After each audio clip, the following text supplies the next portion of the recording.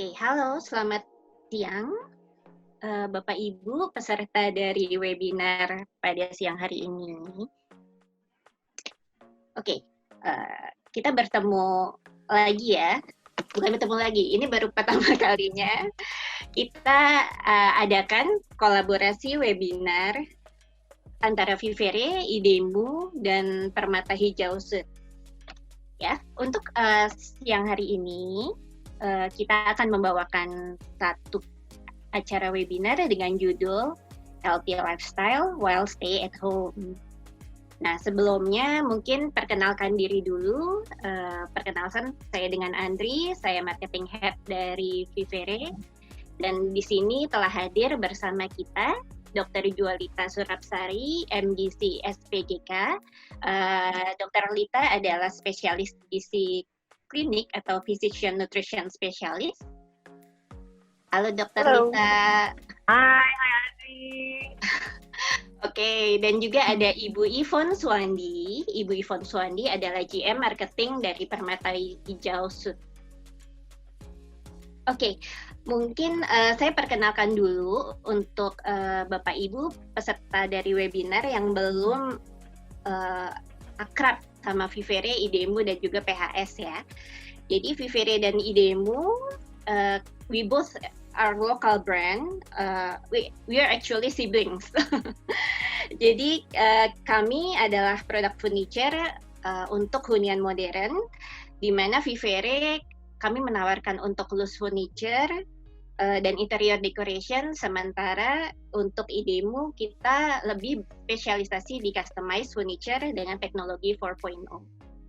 Sementara PHS adalah satu apartemen dengan konsep W3L, nanti mungkin akan dijelaskan lebih lanjut oleh Ibu Yvonne, dengan konsep Millennial Sweetheart, di mana PHS hadir sebagai game changer di era new normal dengan konsep work, live, learn, and leisure dalam satu hunian. Nah, kelebihannya karena radiusnya 2,5 kilometer dari Senayan, jadi nanti juga akan dikupas nih betapa PHS ini sangat mendukung untuk hidup dan tinggal atau belajar kerja semua rasa piknik gitu. Nah, kemudian kita langsung ke tema dari webinar ini, di mana mungkin kita nanti akan sambil ngobrol-ngobrol dengan Dr. Lita dan juga Ibu Yvonne, di mana kita bahas mengenai satu topik yang nggak lepas dari tahun 2020 ini ya, yaitu tentang kesehatan.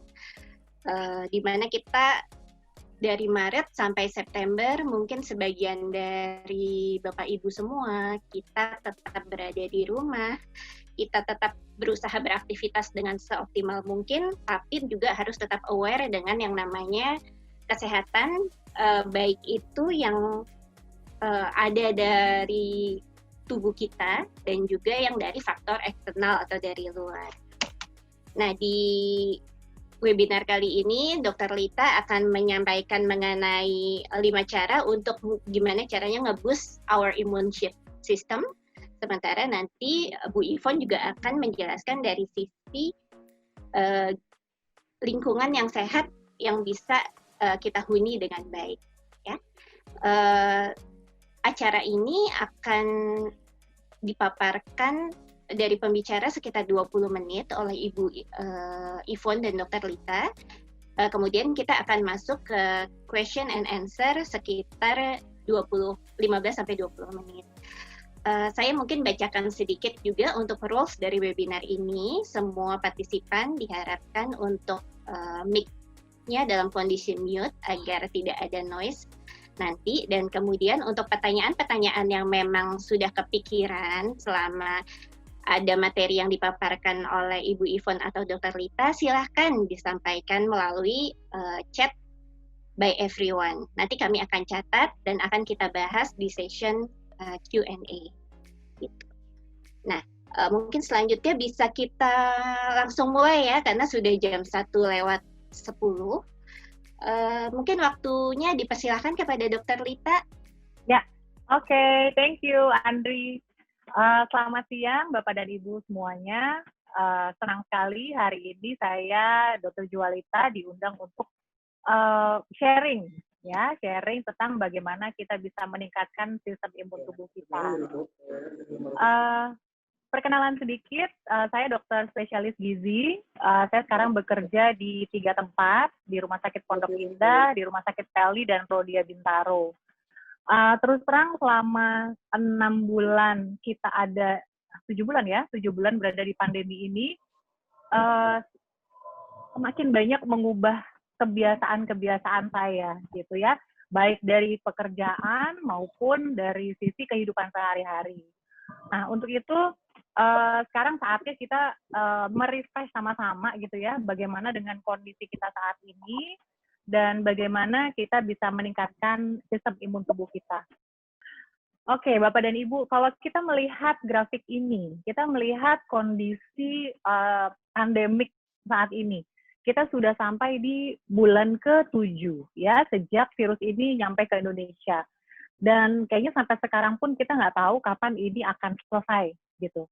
Dan kalau dilihat dalam sebulan belakangan, jadi selama 30 hari terakhir ini, kalau kita lihat ada yang namanya positivity rate. Jadi artinya dari sekian orang yang dites, dicek, ya, berapa sih yang positif COVID-nya gitu.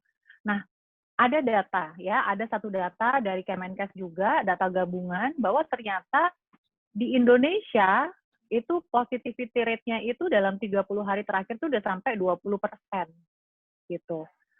Nah, kalau kita lihat 20% positivity rate-nya, berarti artinya 5 dari orang yang dicek untuk COVID-19 ini ternyata 1 orang itu positif gitu. Jadi 1 dari 5 itu kan gede juga ya probabilitasnya gitu. Dan angka ini sudah jauh lebih tinggi daripada angka yang dari WHO ya. Nah,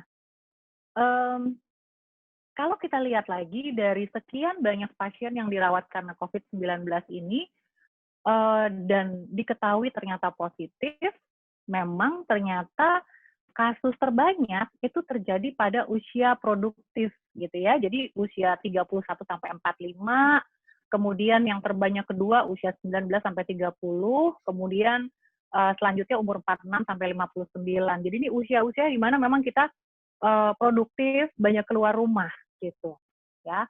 Terus kita lihat lagi, ternyata orang-orang yang dirawat dengan COVID, dirawat inap di rumah sakit, mereka itu kebanyakan memiliki penyakit lain, penyakit komorbid kita bilangnya. Ada hipertensi, ada kencing manis, yang sebetulnya penyakit ini juga terkait dengan lifestyle, dengan gaya hidup. Jadi kalau saya juga bekerja di rumah sakit rujukan COVID, kalau kita lihat, pasien-pasien itu mostly yang kondisinya lebih berat, itu mereka memiliki komorbid yang lain, penyakit yang lain, seperti hipertensi dan diabetes itu yang paling banyak. Ya, dan sebetulnya penyakit ini sangat terkait dengan gaya hidup kita.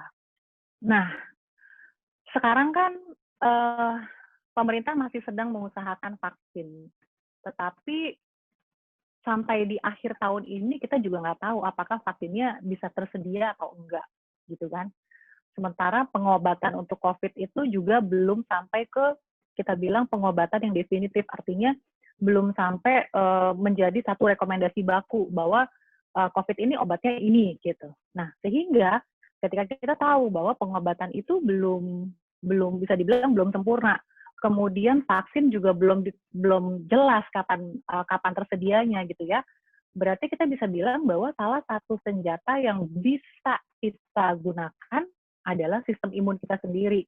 Jadi sistem kekebalan tubuh yang sehat itu menjadi satu-satunya senjata buat kita untuk melawan COVID ini ya. Gitu, sehingga kita bisa terhindar dari infeksi ini. Gimana caranya supaya sistem imun kita itu bisa baik, sistem imunnya bisa sehat? Yang pertama udah pasti, berat badannya itu harus berat badan yang sehat.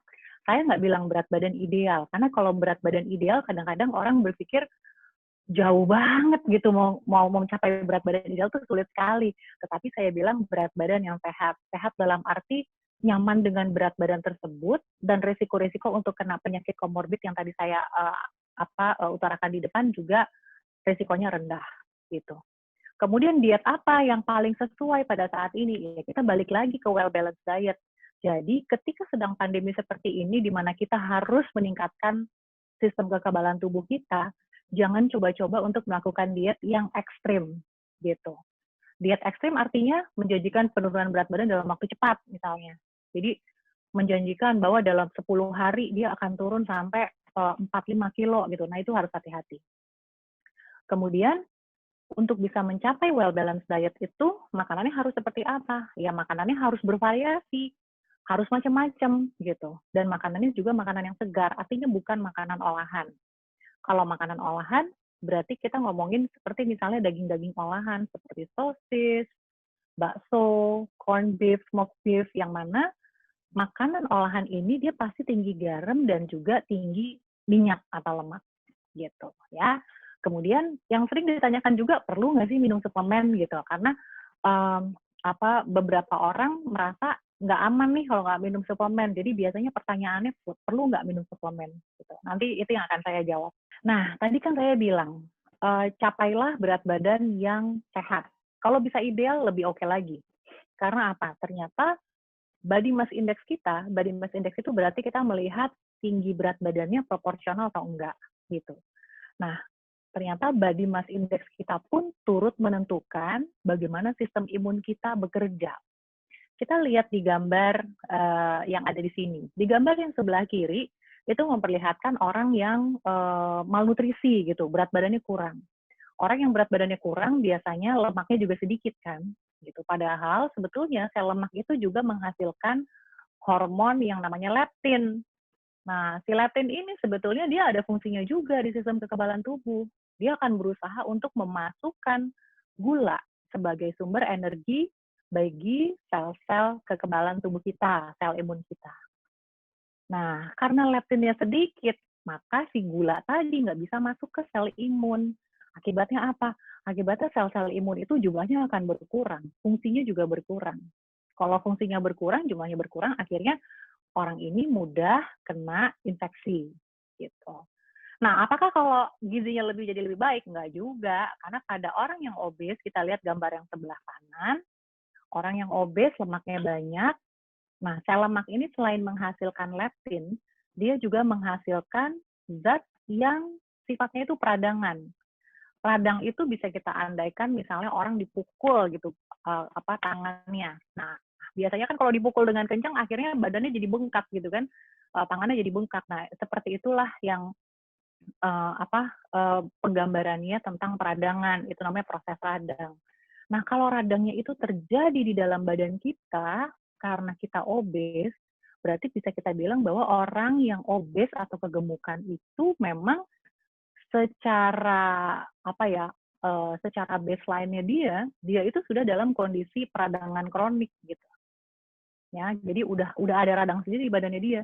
Sehingga ketika dia kena penyakit, maka respons imun tubuhnya akan berlebihan dan biasanya gejalanya lebih berat. Dari yang saya amati juga, pasien-pasien saya yang dirawat karena COVID ini mayoritas juga obes gitu. Mayoritas dia gemuk. Sehingga itulah pentingnya kita menentukan status nutrisi kita tuh gimana sih gitu ya, status gizi kita seperti apa. Nah, cara yang paling mudah kita lihat dari body mass index namanya ya. Jadi body mass index itu untuk menentukan kita masuknya obes, normal, atau berat badannya kurang gitu. Cara ngukurnya, jadi berat badan kita dalam kilogram dibagi tinggi badannya dalam meter dikuadratkan. Nah, hasil dari perhitungan ini baru kita lihat kalau yang normal itu 18,5 sampai 22,9 ya. Nah, tapi memang kekurangannya mengukur pakai body mass index ini dia tidak bisa membedakan lemak atau otot gitu ya. Kalau mau yang seperti itu kita harus melakukan yang namanya body composition analysis. Tapi ini sebagai gambaran kasar aja udah cukup baik. Nah, sorry ini numpuk, tapi kita lihat poinnya aja. Jadi kalau kita mau mencegah COVID-19 ini, nutrisinya harus seperti apa sih? Kita lihat rekomendasi yang paling formal, rekomendasi yang paling sahih lah gitu ya. Saya ambil dari WHO. Nah, selama outbreak ini, selama pandemi ini, sebetulnya advice dari WHO tuh nggak macam-macam. hanya bilang lakukanlah atau jalankanlah well-balanced diet supaya sistem imun kita juga lebih kuat dan kita bisa lebih terhindar dari penyakit kronik yang merupakan komorbid dari COVID-19 tadi. Caranya gimana? Makan makanan yang segar, yang unprocessed gitu ya, sehingga kita bisa dapetin vitamin, mineral, serat, protein, dan juga antioksidan gitu. Terus minum air dalam jumlah cukup, hindari gula, garam, dan juga lemak yang bisa meningkatkan risiko kita untuk menjadi obes atau kegemukan. Gimana caranya supaya kita bisa mencapai well-balanced diet tadi? Nah, sebetulnya di WHO juga udah ditulis bahwa ikutilah rekomendasi dari kebiasaan di tempat kita gitu ya. Jadi tergantung dengan keadaan di lokal negara tersebut gitu. Nah, kalau di Indonesia sendiri sebetulnya kita menganut yang namanya tumpang gizi seimbang ya. Tumpang gizi seimbang itu berarti kita makan dengan proporsional. Jadi bagian yang paling bawah yang merupakan sumber energi ini adalah karbohidrat ya. Zaman sekarang kan banyak tuh diet-diet yang dia rendah karbohidrat. Nah, diet-diet yang seperti ini harus dijalankan dengan lebih hati-hati. Karena tadi kan kita ingat bahwa sel imun itu untuk bisa bermetabolisme, bisa bekerja, dia juga butuh glukosa. Nah, tinggal sekarang kita pilih maunya karbohidratnya yang mana gitu. Ya kan karbohidrat nggak selalu nasi, kita nggak selalu bicara nasi. Nah, kalau karbohidrat sebetulnya sekarang kita bisa macam-macam, bisa umbi-umbian, kentang, singkong ya kan, ubi gitu ya, sweet potato, ada jagung, ada oat. Nah, itu bisa segala macam yang kita pilih karena di negara kita pun juga kaya akan umbi-umbian. Itu bisa dipilih. Kualitasnya lebih bagus karena dia punya serat juga lebih banyak dan mengandung vitamin dan mineral lebih banyak daripada beras, daripada nasi gitu. Sehingga biasanya yang saya terapkan sendiri ke diri saya adalah makan itu kan harus 3 kali sehari, sebaiknya nggak di-skip.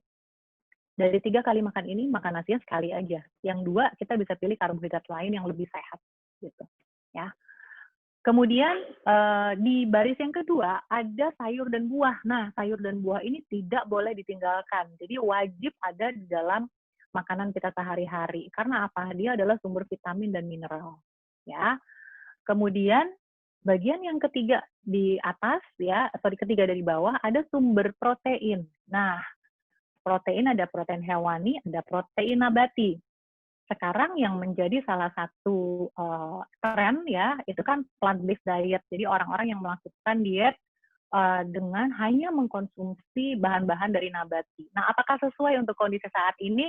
Nanti di belakang saya jelaskan lagi ya. Kemudian kerucut yang paling atas berarti kita harus meminimalisir, kita harus membatasi. Isinya gula, garam, sama lemak ya, gula, garam, minyak gitu. Ingat bahwa gula itu memang karbohidrat, tapi tidak semua karbohidrat adalah gula gitu ya. Jadi karbohidrat tetap harus dikonsumsi, tapi bentuknya jangan gula sederhana. Sekarang gimana caranya kita bisa makan dengan komposisi gizi yang seimbang? Kita bayangkan ini piring makan kita. Piring makan kita dibagi jadi 4 bagian ya. Bagian yang sebelah kiri itu kita isi dengan sayur plus buah sebisa mungkin. Kemudian seperempatnya kita isi dengan karbohidrat. Di sini karbohidratnya contohnya nasi, boleh lah ya. Mau diisi dengan umbi-umbian juga oke. Mau pakai oat juga oke. Terus jangan lupa protein. Pada kondisi saat ini kita butuh asupan protein yang sedikit lebih tinggi daripada kebutuhan kita biasanya. Ya. Nah, supaya bisa mencukupi kebutuhan protein itu, berarti setiap kali makan wajib ada proteinnya, nggak boleh ditinggalin. Sekarang, tadi kan kita udah berbicara karbohidrat, protein, lemak. Sekarang kita lihat vitamin dan mineral apa sih yang berperan untuk sistem imun yang spesifik gitu. Nah, kalau ngomongin sistem kekebalan tubuh, sebetulnya dia mulai startnya itu dari kulit. Kulit itu juga salah satu aspek dari perlindungan tubuh gitu. Kemudian selain kulit juga ada lapisan di saluran nafas kita. Itu juga merupakan pertahanan tubuh kita. Baru ke dalam-dalamnya ada sel-sel imun namanya, sel kekebalan tubuh. Nah, yang paling berperan banyak dalam fungsi imun ini adalah vitamin C, vitamin D, vitamin B6, vitamin B12, vitamin E, zinc, magnesium. Ini yang paling berperan. Nah, biasanya nanti pertanyaannya adalah, jadi yang mana nih? Harus minum suplemen semuanya kah? Gitu. Jawabannya ada di setelah ini. Ini adalah vitamin yang klasik banget dari dulu orang ngomongin kalau flu itu ayo minum vitamin C lebih banyak gitu kan. Dan ini juga salah satu vitamin yang di awal pandemi itu sempat harganya melonjak gila-gilaan. Yang tadinya beli satu cup vitamin C itu cuma 50.000, tiba-tiba ada yang jual sampai 200.000 gitu. Padahal sebetulnya kebutuhan vitamin C kita tidak banyak, ya. Pada perempuan itu kebutuhan vitamin C-nya 75 mg aja. Pada laki-laki 90 mg. Tetapi kebutuhan ini bisa meningkat pada orang yang kena infeksi, orang yang merokok, atau dia beraktivitasnya cukup berat, ya. Sehingga sebaiknya ditingkatkan sampai 200 mg per hari. Nah, ada penelitiannya juga bahwa kalau kita mengkonsumsi vitamin C dalam dosis tinggi, ternyata kemampuan kita mengabsorpsi itu sebetulnya cuma 200 mg kok gitu. Sehingga kalau kita mau meningkatkan, kita mau minum suplemen yang jauh lebih tinggi dari 200, berarti kita separate gitu. Minumnya jangan satu kali. Karena yang akhirnya efektif diserap hanya 200 mg. Nah, kita bisa dapat dari mana nih? Dari buah udah pasti, ya. Jambu biji itu paling tinggi kandungan vitamin C-nya. Satu butir jambu biji itu kira-kira 126 mg. Berarti kalau kita sehari udah bisa makan jus jambu biji satu sama makan pepaya gitu ya, berarti kebutuhan vitamin C kita harusnya udah cukup. Tetapi memang vitamin C ini dia mudah mudah terurai. Kalau disimpan kelamaan, dia akan menurun kualitasnya. Sehingga memang sebaiknya dikonsumsi segera gitu ya, dalam kondisi segar. Terus sayur-sayuran pun juga dia mengandung vitamin C, sehingga kalau memang kita disiplin untuk makan sayur setiap kali makan, terus cemilannya selalu ada buah, seharusnya kebutuhan vitamin C kita terpenuhi dan kita nggak perlu dapat suplemen tambahan. Nah, sekarang vitamin E. Nah, vitamin E ini dia juga berperan pada kekebalan tubuh. Banyaknya karena vitamin E ini adalah vitamin larut lemak, maka dia banyak juga terdapat di minyak-minyak nabati. Canola oil, olive oil, sunflower, kemudian almond, alpukat, itu dia tinggi akan vitamin E. Lagi-lagi, kalau kita bisa memenuhinya dari bahan makanan sumber, ya kita nggak perlu suplementasi. Zinc. Nah, mungkin Bapak Ibu pernah dengar ya, salah satu mineral namanya zinc, atau bahasa Indonesia-nya seng. Nah, zinc ini juga sangat-sangat berperan untuk imunitas. Ini yang kadang orang lupa. Nah, sekarang ini saya mulai amatin nih, orang mulai aware sama zinc. Akhirnya di beberapa apotek habis zincnya. Mulai diserbu juga gitu ya. Nah, kalau kita lihat dari bahan makanan sumbernya, mayoritas adalah bahan makanan hewani. Makanya tadi saya bilang, pada orang yang menjalankan plant-based diet, dia harus pinter-pinter untuk mencari bahan makanan sumber zinc yang dari nabati. Biasanya dari biji-bijian, ya. Tetapi dari biji-bijian pun nggak terlalu banyak. Jadi pada orang yang menjalankan plant-based diet, ada baiknya ini disuplementasi, jadi ditambahkan. Oke, nah ini sekarang vitamin yang sekarang juga banyak banget diomongin, ini jadi tren di mana-mana, vitamin D. Karena memang vitamin D ini yang paling sering diteliti pada COVID. Penelitiannya adalah negara-negara dengan kasus kematian tertinggi karena COVID dan juga kasus COVID terbanyak, ternyata kalau dicek, kadar vitamin D-nya itu mereka rendah-rendah. Gitu. Sehingga vitamin D ini juga masuk menjadi salah satu rekomendasi ketika pasien itu dirawat karena COVID. Jadi biasanya pasien saya yang dirawat karena COVID itu rutin saya berikan vitamin C, vitamin D, dan juga zinc. Gitu. Dari mana kita bisa dapat vitamin D? Sebetulnya mayoritas kita dapatkan dari tubuh kita sendiri yang kena sinar matahari. Jadi sinar matahari akan membantu lapisan bawah kulit kita untuk bisa membentuk vitamin D sendiri. Gitu. Tetapi penelitiannya lagi nih, meskipun di Indonesia itu matahari banyak sekali ya, kita negara tropis, Tapi nyatanya 6 dari 7 orang Indonesia itu dia kekurangan vitamin D. Gitu. Jadi uh, kita harus lebih aware nih terhadap vitamin D ini karena 85% kadar vitamin D yang ada di darah kita itu ditentukan oleh seberapa banyak sih kita terpapar matahari. Baru 15%-nya itu bisa kita dapatkan dari makanan. Dari makanan pun sebetulnya sumber-sumbernya itu lebih banyak di ikan gitu. Dan biasanya ada di ikan-ikan kayak ikan salmon, ikan nila, ikan kakap, ikan kembung, atau dari makanan yang difortifikasi, jadi diperkaya dengan vitamin D. Berjemur, kapan sebaiknya kita berjemur? Kemarin kayaknya heboh sekali ya ngomongin kapan mau berjemur gitu. Nah ini biasanya pertanyaannya adalah, kalau nanti berjemurnya kelamaan, nanti jadi resiko kanker kulit nggak, gitu kan? Akhirnya dokter kulit marah-marah, jangan suruh orang untuk berjemur lama-lama karena nanti kanker kulit gitu kan. Nah, sebetulnya ada yang namanya UV index, jadi ultraviolet index, yang mana UV index yang kita anggap aman ketika orang berjemur itu maksimal di moderate tadi 3, 4, 5. Nah, tahunya gimana sih? Ada aplikasinya sebetulnya untuk melihat UV index ini. Nah, kalau di Jakarta sendiri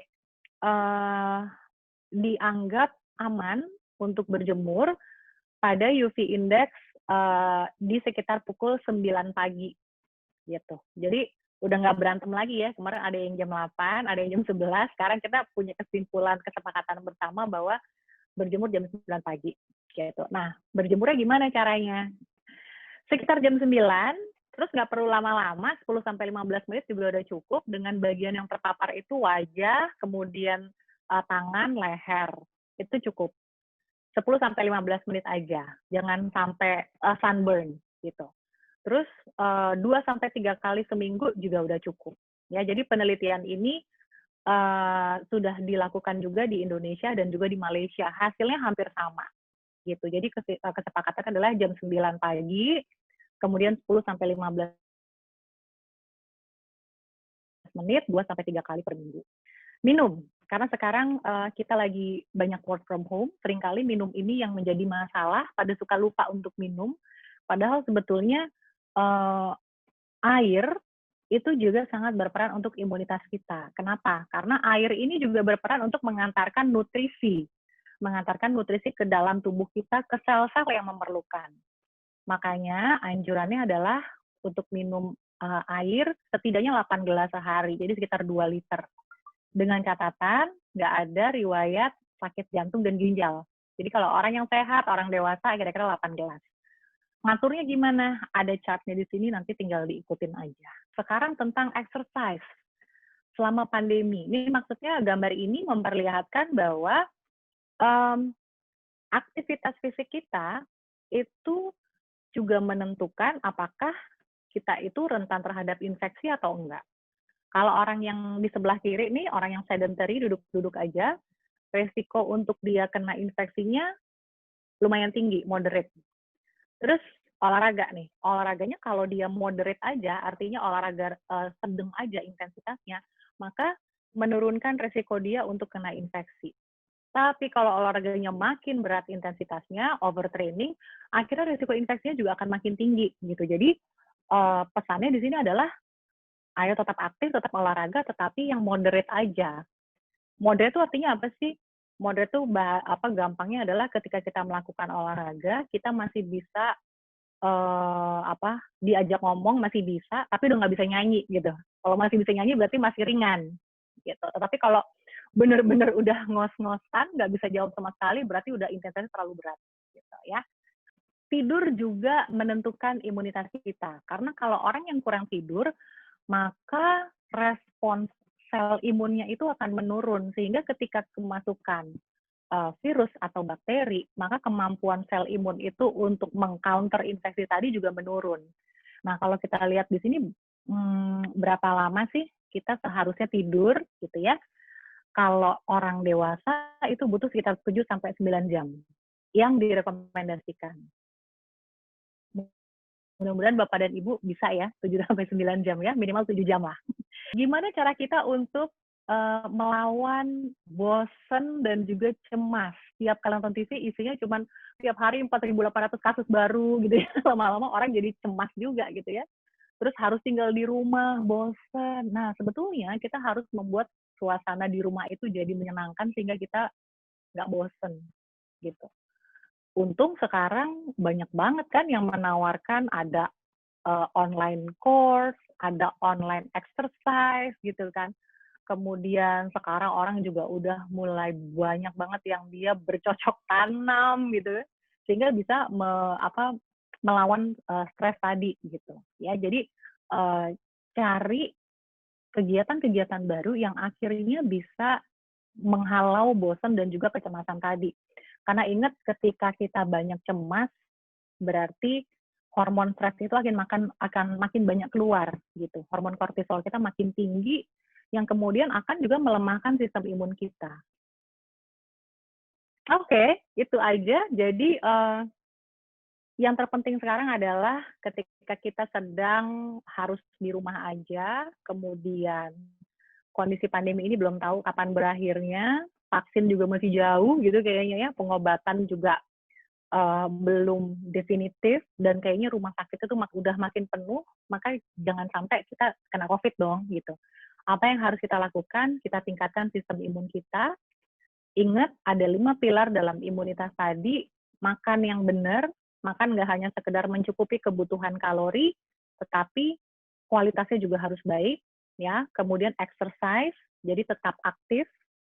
Kemudian minum yang cukup, jangan lupa kalau memang kerjanya di rumah banyak duduk, siapin minum di meja supaya kita juga nggak lupa untuk mencukupi 2 liternya tadi. Tidur juga harus cukup dan juga berusaha untuk rileks. Oke, dari saya itu aja. Thank you, Andri. Aku balikin ke Andri ya. Thank you, Dr. Lita. Ya. Penjelasannya sangat clear dan menggugah kita semua ya. Bikin jadi oh my god, gimana gitu ya? minum kita cukup nggak ya gitu. Terus kayak makan kita benar nggak nih gitu. Bikin ini kayaknya mungkin kalau ngomongin tentang makanan dan lain-lain ini nggak cukup ya, Dokter Lita ya, hanya 20 menit. Cuman karena memang waktunya kita saat ini, siang hari ini hanya sekian ya, mungkin nanti kita bisa lanjut lagi. Iya. Oke, iya.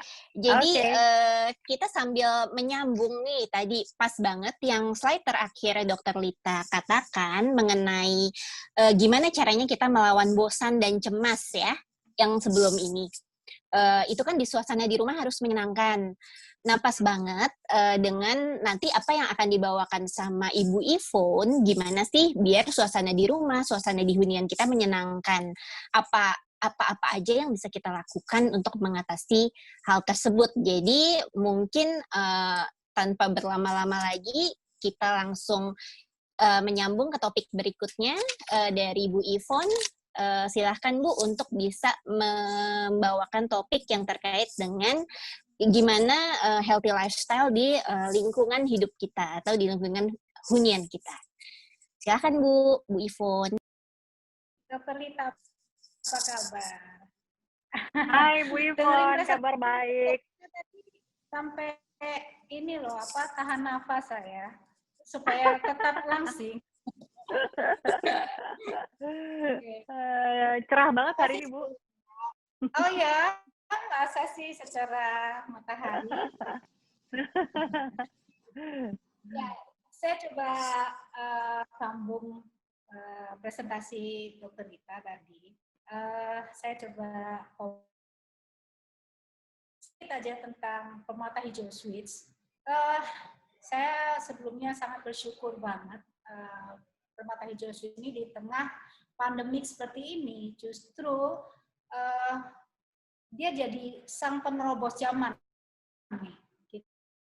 Punya proyek dari Yesterday Majesty yang diserah terimakan justru di era new normal ini gitu. Dan tentunya dengan berdirinya Permata Hijau Switch ini bukan urusan semalam ya, tapi merupakan serangkaian pemikiran-pemikiran dan survei-survei yang lebih detail jauh dari sebelum PHS ini berdiri gitu. Jadi pada saat itu sekitar 5 tahun yang lalu, mungkin 2016 lah ya, kita telah mati sebenarnya generasi tahun-tahun ini. Siapa sih yang menggerakkan, siapa sih yang jadi penggiat zaman di tahun-tahun ini sekarang gitu. Jadi kita mengamati justru adalah generasi millennials nih yang sebagai penggiat zaman gitu. Nah, tentu teman-teman semua tahu persis bahwa millennials ini adalah generasi yang sangat kritis, smart, dan suka yang praktis-praktis dan instan, hobi traveling, apa-apa dirombak, sampai gaya hidup pun mereka ciptakan sendiri gitu dengan ya bisa jarak jauh lah ya, remotely ya gitu. Terus mereka tertarik dengan self development dan lebih suka jadi entrepreneur daripada kerja sama orang gitu. Terus juga sangat mengutamakan work-life balance. Nah, makanya dengan pengamatan-pengamatan itu, kami coba buat Permata Hijau Suites ini dengan konsep baru gitu ya. Dan kalau kita mau hidup di zaman ini, kita harus samakan frekuensinya dengan gaya hidup mereka gitu. Nah, apa yang kita sampaikan di sini adalah kita punya konsep work, live, learn, and leisure. Kalau disingkat paling gampang WL3. Apa itu work? Apa itu way? Way-nya work, live, L-nya ada 3, live, learn, and leisure gitu. Nah, kalau kita tarik 7 bulan sebelum ini, kita tuh makhluk sosial sebenarnya kan. Tapi kita dikurung sedemikian rupa dengan lockdown lah istilahnya, PSBB lah, apapun namanya, itu kita di dalam rumah. Yang ada, kita tuh sebenarnya gak mati karena COVID, matinya karena kebosanan. Karena imunnya dulu yang kita diserang tuh imunnya dulu ketika kita bosen. Nah, justru PHS ini di zamannya, di zaman sekarang, WL3 ini, work, live, learn, and leisure tuh menjawab sebagai solusi gitu. Justru saya mau katakan ini super solution. Gimana enggak? Work kita deket banget ya sama Senayan, GBK, SCBD. Dan kita tuh terletak di segitiga emas antara Puri Indah, Pondok Indah, dan SCBD. Gitu. Jadi jaraknya tuh cuman radius 2,5 kilometer udah nyampe Sudirman. Jadi sangat-sangat dekat. Kemudian kita juga dilengkapi dengan 45 fasilitas sebagai leisure-nya. Nah, 45 fasilitas ini kita coba untuk menggantikan tempat-tempat yang menyenangkan lah, yang tinggal turun ke bawah, kita udah berasa di tempat yang bisa membuat kita nggak boring gitu. Nah, super solution ini kita juga balut dengan 45 fasilitas yang tadi, plus dengan konsep yang apa ya maksudnya, menawarkan super produk juga gitu. Apa sih super produknya gitu? Unit ini tidak di create sembarangan gitu ya. Tapi kita juga memikirkan sampai dengan material-materialnya, kita pakai marmer. Nah, tidak hanya sampai unitnya saja, tapi kualitas marmer ini kita bawa juga di sebagian besar di 45 fasilitas kita. Nah, kurang lebih seperti itu. selain materialnya, kita juga sangat memperhatikan bukaan cahayanya, bukaan pengudaraannya, gitu. Lalu ada balkoni yang bisa langsung lihat mulai dari 180 derajat hingga 270 derajat, lihat super view kita yang mirip Manhattan, gitu. Nah, 45 fasilitas itu mungkin saya bisa sebut seperti spa, sauna, jacuzzi, club lounge, private dining hall, gym and fitness center, library, aquatic gym pool, aquatic reflexology path, beer pool, yoga and pilates area, kemudian infinity pool, ladies pool, kiddies pool, leisure pool, gazebo, barbecue area, banyak banget. Dan itu kita kemas dengan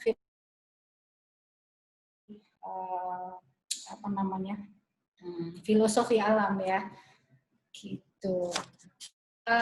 Sehingga kita bisa merasa lebih dekat, nggak harus kemana-mana, kita udah berasa kerja rasa piknik, belajar juga rasa piknik gitu. Karena di PHS sendiri kita juga ada kayak daycare dan international preschool juga sudah ada di situ. Tinggal kalau misalkan punya baby, punya anak mau sekolah, tinggal turun ke bawah, jadi nggak harus kemana-mana. Nah, jadi work from home is no problem anymore, dan di rumah aja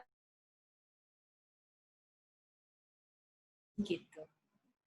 Nah, mungkin yang perlu saya tambahkan juga, kelebihan dari Permata Hijau Suites ini, karena profil tenannya kita yang adalah profesional Indonesia yang sedang bekerja di 14 negara penempatan. Asingnya sendiri sudah ada 12 nationalities, seperti France, Aussie, UK, Italia, Jepang, Serbia, Spain, Jerman, Belanda, Turki,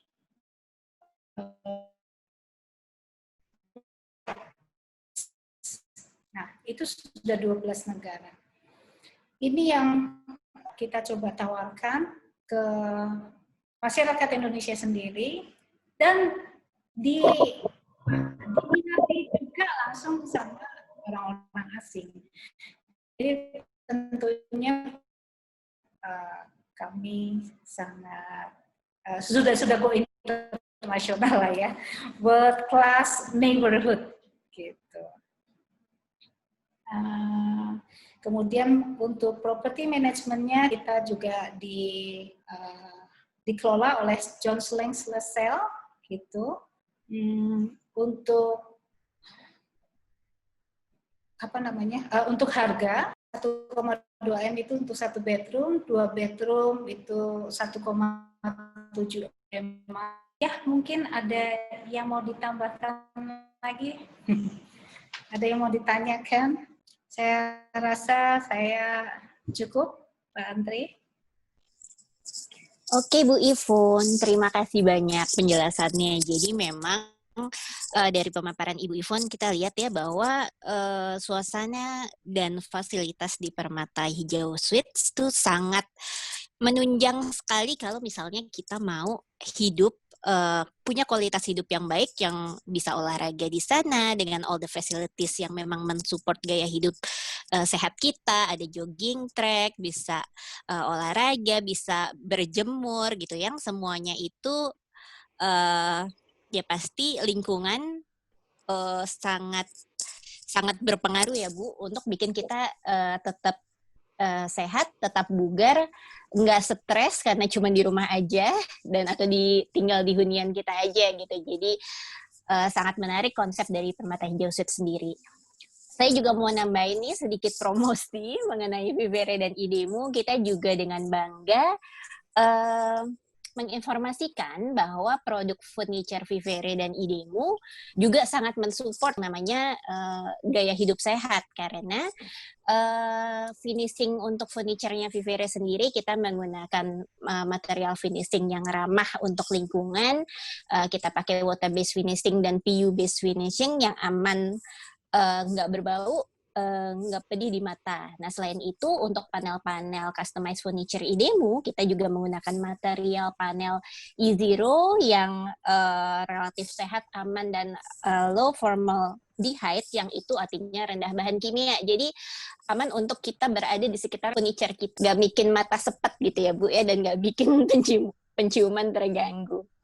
Oke, mungkin kita karena waktunya juga sudah nggak banyak, kita lanjut aja ya ke session Q&A. Ini sudah ada beberapa pertanyaan di kolom chat kita. Mungkin dokter, ini pertanyaannya terkait dengan kesehatan juga. Jadi mungkin saya tanyakan kepada dokter Lita ya. Ini ada pertanyaan dari Bapak Faiz Al-Jabri. Dia bilang, nah ini juga sama nih kayak pertanyaan saya. Apa benar nih, ini mitos atau fakta ya? Saya pernah baca kalau jahe bisa meningkatkan imun. Apakah itu benar? Dan akhirnya saya mengkonsumsi rebusan air jahe yang saya campur susu dan kapulaga dengan jumlah berlebih dalam sehari. Apakah dalam tingkat konsumsi yang tinggi akan berdampak buruk kepada tubuh saya? Mungkin langsung dijawab aja ya, Dokter Lita. Oke. Jadi jahe itu memang benar, dia bisa meningkatkan sistem imun tubuh kita, karena jahe itu kan sifatnya, dia punya efek antiseptik gitu, jadi anti kuman istilahnya. Tetapi apakah dengan kita minum jahe setiap hari, maka kita akan terhindar dari infeksi? Ya nggak juga, karena sebetulnya tindakan pencegahan itu harus dilakukan semuanya. Jadi percuma kita minum jahe setiap hari, tetapi kita lupa pakai masker, kita lupa jaga jarak, gitu. Kita lupa untuk membatasi interaksi kita dengan orang, gitu. Jadi boleh-boleh aja kok, saya juga minum setiap pagi, gitu. Terus pertanyaannya lagi, kalau dia mengkonsumsi air rebusan jahe dicampur susu dan kapulaga dalam jumlah berlebih dalam sehari, apakah berdampak buruk? Nah, berlebihnya sampai seberapa gitu? Apakah susunya ini terus nanti dicampur sama gula lagi atau enggak? Karena kan kapulaga kan rasanya agak pedas gitu kan.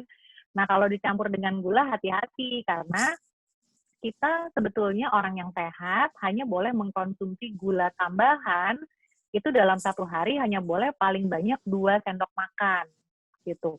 Mau itu bentuknya, gula pasir, mau bentuknya gula merah, gula aren, ataupun misalnya susu kental manis gitu. Itu harus kita batasin. Iya dong. Dikit banget ya dok, cuma 2 sendok. Waduh. Padahal biasanya kan orang bikin sayur aja pakai gula kan, kalau bikin sayur pakai gula. Jadi kita harus batasin. Nah terus ada dampak buruk nggak ke tubuh? Sebetulnya kalau kita sehat-sehat aja, kita nggak punya riwayat sakit ginjal, makanan yang kita konsumsi yang bentuknya itu dari bahan makanan sumber biasanya nggak akan sampai bikin berlebihan. Karena kan bukan ekstrak. Kalau dari ekstrak, takutnya berlebihan juga bisa akan berdampak buruk. Nah, tapi kalau misalnya memang ada riwayat sakit ginjal, sebaiknya tidak minum rebus-rebusan tadi itu. Karena ada beberapa zat yang kita harus hindari kalau memang orang itu udah punya sakit ginjal. Tapi kalau sehat, silakan, nggak apa-apa. Oke. Mungkin ada tambahan sedikit, dok. Kalau sakit mah gimana, dok? Oke nggak minum jahe? Karena ini juga ada mitosnya nih, katanya kalau minum rebusan jahe tapi dia ada penyakit mah atau GERD, itu malah bikin asamnya tambah tinggi gitu, asam lambungnya. Enggak kok, itu malah oke banget. Karena kan salah satu kelebihannya juga kan dia anti mual sebetulnya kalau jahe itu. Jadi boleh. Hanya mungkin kalau memang orang yang sensitif banget, ya rasio antara si jahe sama airnya dibikin agak lebih encer dulu aja, jangan kental-kental gitu kan. Iya, biar nggak sensitif gitu ya dok. Oke, kita mungkin lanjut ke pertanyaan selanjutnya dari Bapak Reza. Bapak Reza mengaku kelebihan badan, mungkin kelebihan berat badan ya, kelebihan berat badan, dan Bapak Reza menjalani diet dengan mengurangi karbo. Tapi malah cepat sakit gitu. Nah, apa karena mindset-nya yang tidak makan jadi mudah sakit atau bagaimana nih? Oke, jadi ini ada dua hal sebetulnya. Yang pertama, kelebihan berat badan sehingga mengurangi karbo. Nah, tergantung seberapa banyak dia menguranginya. Kalau misalnya tadinya dia biasa makan itu, kalau makan nasi harus selalu 3 centong biar kenyang gitu ya. Terus dia mengurangi sampai hanya 1 centong doang sehari, padahal tadinya dia banyak banget gitu. Nah, sebetulnya kalau 1 centong setiap kali makan sih kita nggak akan kekurangan karbo. Tapi kalau sampai sama sekali nggak makan nasi gitu misalnya, dan tidak mengkonsumsi makanan lain yang mengandung karbo, bisa aja malah cepat sakit. Karena kan tadi di awal, di presentasi awal, salah satu yang berperan untuk kerja si sel imun tadi kan glukosa, gitu kan. Kalau glukosanya kurang, ya iya, si sel imun itu tidak bisa bekerja dengan baik, gitu. Sekarang tinggal makan karbonya gimana. Kalau kita kuranginnya mereduksi setengahnya doang dulu, itu masih nggak apa-apa, gitu. Tetapi kita masih makan buah, masih makan sayur, nggak apa-apa, karena buah itu kan juga karbohidrat sebetulnya. Gitu. Terus yang kedua mindset, nah itu betul, mindset juga kalau kita terlalu parno gitu ya, kalau kita terlalu parno juga akhirnya akan melemahkan sistem imun kita sehingga mudah sakit. Gitu. Jadi jalanilah diet yang kira-kira tidak terlalu bikin kita dia yang ikhlas. Jadi kurangi porsi pelan-pelan, tapi jangan lupa olahraga juga, olahraga yang bikin happy. Gitu. Iya, jangan diforsir juga. Tadi kita sempat diinfo olahraganya yang levelnya moderate aja, nggak usah terlalu ngoyo. Yang penting tujuannya biar kita sehat. Gitu ya, Dok. Nah, mungkin ini pertanyaan selanjutnya untuk Ibu Ivon. Pertanyaannya teknis sekali ini. Jadi, SC atau service charge-nya berapa di Permata Hijau Suites? Ini dari Bapak Ali Sanaga. Apakah sudah termasuk TV kabel dan internet? Dan dibayar per berapa bulan? Mungkin Dok, Bu Ivon bisa bantu jawab untuk pertanyaan ini mengenai apartemen ya? Iya. Untuk lebih jelasnya nanti bisa dihubungin oleh sales. Iya, baik. Kalau tadi pertanyaannya TV kabel segala macam ya, itu fasilitasnya apa? Include apa aja service charge-nya? Ya, itu terpisah. Dan dibayar bisa ada paketnya kok, kalau misalkan 6 bulan kita ada free berapa gitu. Kalau 1 tahun full ada free berapa bulan gitu. Oke, jadi nanti mungkin ini juga nyambung dengan pertanyaan dari Bapak Rian mengenai apakah PHS saat ini ada promo untuk buyer. Ini mungkin nanti Bapak Rian bisa langsung dihubungi oleh tim salesnya dari Permata Hijau Suites ya, Bu? Ya, bisa kontak langsung ke 5366 9600 atau tinggalkan di sini. Tinggalkan kontaknya langsung ya, Bu, ya di grup chat, nanti akan kami hubungi. Kemudian pertanyaan lainnya lagi nih, dari Ibu Nadia Soraya, apakah unit apartemen Permata Hijau Suites sudah full furnished dan adakah special price untuk apartemen full furnished-nya dan apakah furniture-nya bisa disesuaikan dengan keinginan kita? Wah, ini pas banget nih Bu dengan kerjasama. Banyak sekali ya pertanyaannya. Oke.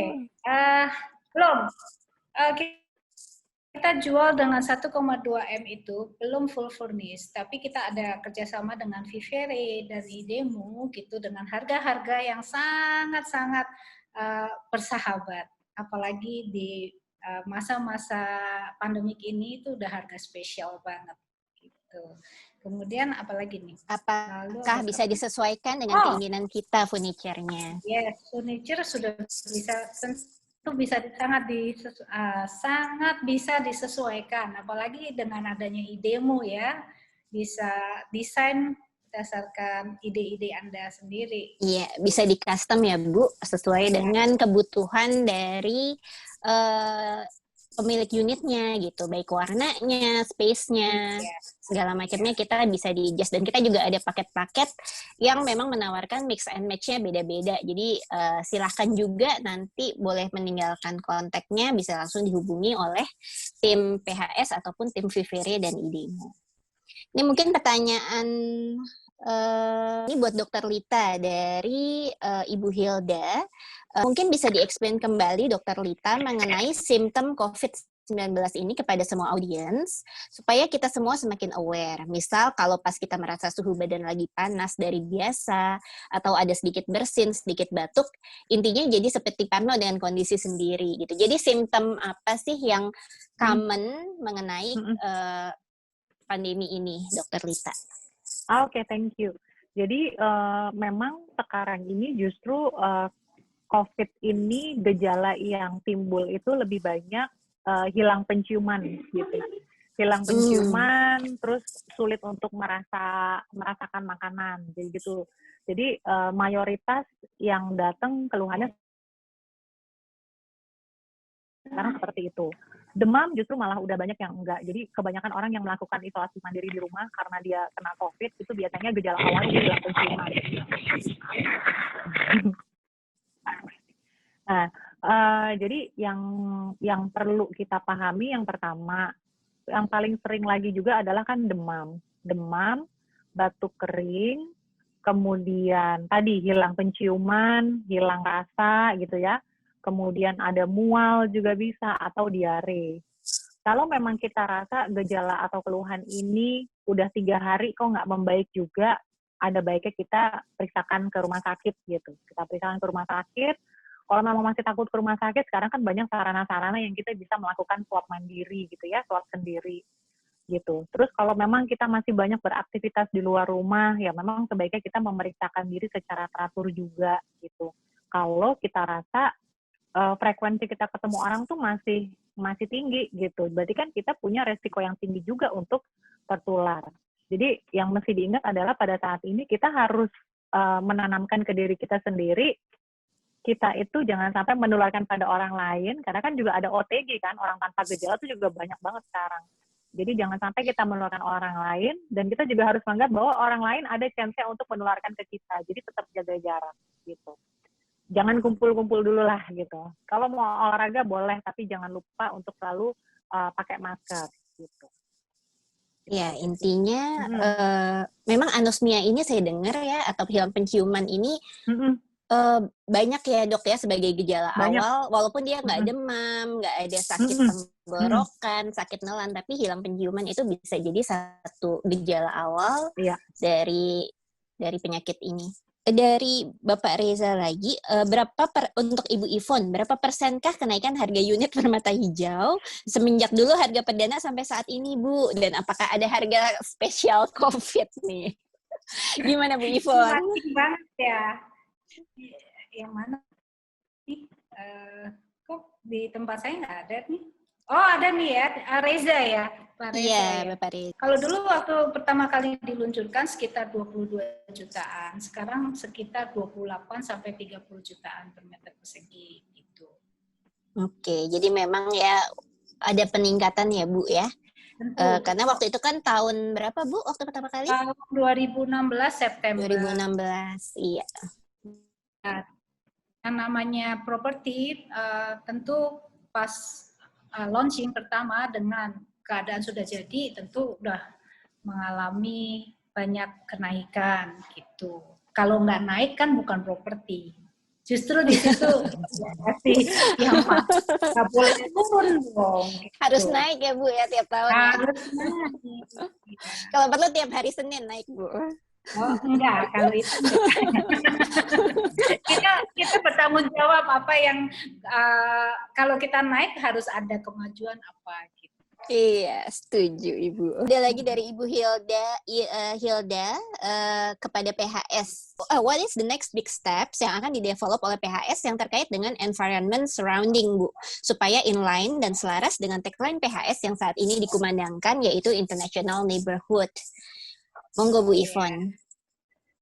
Thank you Bu Hilda. Bu Hilda ini juga termasuk salah satu tenan di PHS ya. Oke, halo Ibu Hilda. 2016. Ya, dari tahun 2016 pun sampai sekarang juga udah pasti kelihatan udah banyak bedanya sebenarnya. Terutama untuk environment kita sendiri. sebelah-sebelah ini juga sudah mulai bersolek, ngikutin kita. Nah, memang di tempat kita ini pioneer ya.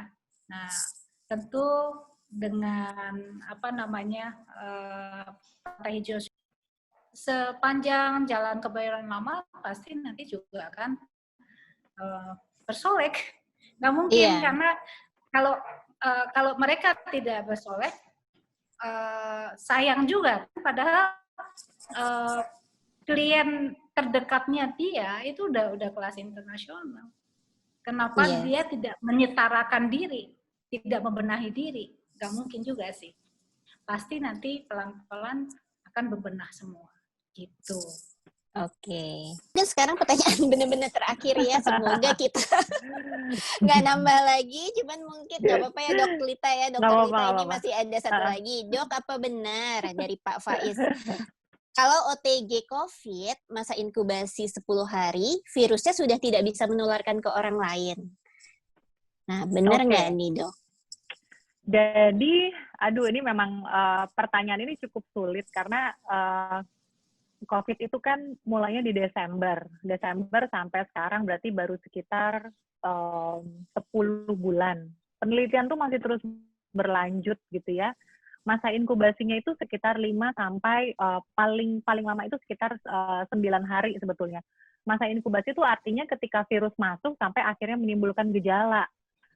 Nah, lewat dari 10 hari masih bisa menularkan nggak? Masih, kan virusnya masih ada gitu. Makanya salah satu kriterianya orang itu sudah bisa selesai isolasi mandiri kalau hasil swabnya udah negatif. Tapi sekarang direvisi lagi, ternyata boleh selesai isolasi mandiri kalau sudah 14 hari tanpa ada swab yang negatif gitu. Jadi sebetulnya sampai masa inkubasi 10 hari masih bisa menularkan, masih bisa nular nggak? Iya masih. Gitu. Iya, jadi kita tahan aja ya Dok ya 4 hari lagi, tetap dulu. Stay at home.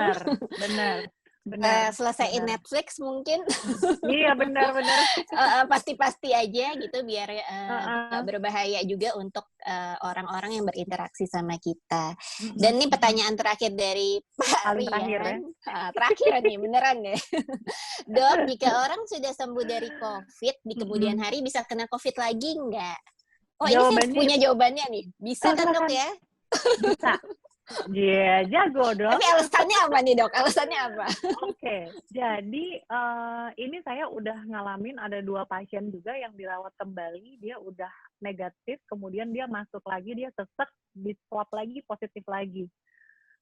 Teorinya kita nggak tahu apakah ini reinfeksi, jadi mengalami infeksi ulang karena kekebalan tubuhnya itu belum optimal, atau entah mungkin ada strain baru gitu, kita juga belum tahu sih itu. Sehingga orang yang sudah selesai infeksi COVID-nya wajib banget dia untuk menerapkan disiplin makan, istirahat dan olahraga sesuai mampunya dia. Jadi beberapa pasien yang memang udah selesai dirawat karena COVID, dia masih rutin teratur ketemu sama saya, dokter gizi, dia masih teratur fisioterapi gitu ya, supaya sistem imunnya akan terdevelop lagi gitu, akan lebih kuat. Terus jangan lupa menyesuaikan aktivitas fisik itu juga perlu banget, karena pada orang yang udah kena COVID biasanya kan paru-parunya rusak, dia akan terbentuk jaringan parut. Nah, kalau orang yang ada jaringan parut di paru, kemampuan dia untuk olahraga udah nggak seperti orang sehat lagi. Itu yang orang harus sadar dan harus bisa mengadjust dirinya gitu. Oke, jadi memang ada after effect-nya juga ya Dokter Lita ya dari COVID ini ya, karena ada impact-nya di mana dia meninggalkan apa tadi istilahnya Dok? Parut. Kita bilangnya jaringan parut, kayak scarring, kayak orang kalau kena luka terus dia akan bikin scarring kan gitu. Oke, iya. Jadi memang ya lebih baik ya tetap menjaga imunitas kapanpun, nggak hanya sebelum dia kena penyakit, tapi juga sesudahnya ya. Harus tetap di-maintain imunitasnya. Oke, kita Bapak Ibu semua, kita sudah lewat 15 menit. Mohon maaf sekali nih pertanyaannya tadi nggak bisa di stop, jadi kita terus jawab. Tapi mungkin kita sudah bisa sampai ke akhir dari acara webinar ini dengan topik Healthy Lifestyle While Stay at Home dengan Dr. Jualita dan juga Ibu Yvonne dari PHS.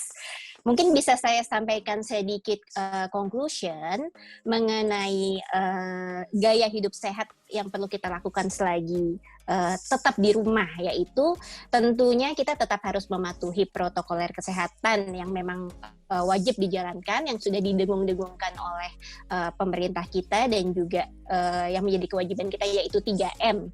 Mencuci tangan, pakai masker, dan juga menjaga jarak ya. Itu nggak boleh lupa, harus terus-terusan kemanapun kita berada. Kalau perlu di rumah juga, kalau ada ketemu orang dari luar tetap pakai masker. Nah, selain itu penting banget untuk kita sendiri tetap punya healthy lifestyle, baik itu yang sifatnya dari internal kita untuk kita selalu menjaga kesehatan, sistem imun kita, dan juga menghindari stres, dan juga berada di dalam, dan yang kedua adalah kita selalu berada di dalam lingkungan hunian yang memang menjaga kita untuk mengurangi stres tadi dan menjaga kita untuk tetap bisa aktif dan sehat gitu ya. Jadi mungkin itu konklusinya. Mungkin Dr. Lita atau Ibu Yvonne ada tambahan? Iya. Kalau dari saya, di game changer. Kita harus bisa membalikan keadaan dengan apa yang kita punya sekarang, kita maksimalkan. Jangan stres. Iya. Tetap tersenyum terus ya Bu, kayak Bu Yvonne ya. Iya. Senyum terus. Ketawa terus aja ya Bu. Disenyumin aja. Kalau dari Dr. Lita, mungkin Dok ada tambahan untuk conclusion-nya sebelum kita menutupnya? kalau saya enggak sih, cuma mengingatkan aja untuk ya udah nggak boleh stres. Jadi waspada perlu, tapi nggak boleh paranoid. Enjoy aja di rumah gitu ya. Banyak yang kita bisa lakukan juga di rumah. Mau olahraga di rumah sekarang juga udah lebih gampang. Terus jangan lupa 5 pilar tadi, makan yang sehat, olahraga, tidur cukup, minum cukup, terus nggak boleh stres gitu. Kita nggak tahu sampai kapan kan gitu. Iya. Jadi dibawa enjoy aja. Oh iya, dan selagi di rumah, ini waktunya banget nih sambil kita stay at home, WFH, sekolah dari rumah. Kalau misalnya mungkin udah bosen sama penataan interior di rumah yang ada, bisa lihat-lihat websitenya Vivere di www.viverecollection.com atau websitenya Idemu sambil dari rumah. Mungkin ada pernak-pernik atau furniture yang lucu-lucu yang bisa dibeli langsung juga gitu. Jadi kita ada layanan virtual product consultant dari Vivere yang juga bisa membantu Bapak Ibu untuk memenuhi kebutuhan interior Bapak Ibu selagi sambil di rumah aja. Dan jangan lupa juga nikmati promo-promo spesial dari Vivere pastinya. Oke, gitu aja mungkin Dr. Lita, Bu Yvonne, kita sudahi dulu ya Bu. Mohon maaf sekali juga kepada Bapak Ibu karena kita udah drag hampir 20 menit dari schedule. Semoga acara webinar kita siang hari ini bermanfaat dan selalu tetap menjaga kesehatan. Oke, bye. Oke, thank you ya. Bye.